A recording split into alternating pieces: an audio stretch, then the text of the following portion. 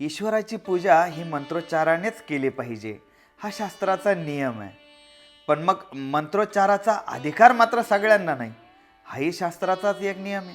मग अशा वेळेस जगद्गुरु तुकोबारायांनी काय केलं तर सरळ पांडुरंगालाच सांगितलं की हे बघ, असो मंत्रहीन क्रिया नकाचर्या विचारू. माझी भक्ती माझी सेवा ही मंत्रांशिवाय आहे. माझ्या या आचरणाचा तुम्ही फार विचार करत बसू नका. हां, मात्र एक विनंती तुम्हाला मी अशी करेल की सेवेमध्ये जमा धरा, कृपा करा शेवटी, जशी असेल तशी. माझी ही सेवाच आहे, ही फक्त तुम्ही तुमच्या सेवेमध्ये जमा करा आणि कृपा मात्र शेवटी नक्कीच करा. ही विनंती जगद्गुरु तुकोबारायांनी पांडुरंगाला केली. हे पहा मित्रांनो, ईश्वराची पूजा ही दुसऱ्याकडून मंत्रोच्चारातच करून घेतली पाहिजे असा काहीच नियम नाही. आपल्याला जमेल तशी मात्र शुद्ध भावनेने ती केली पाहिजे. रामकृष्ण हरी.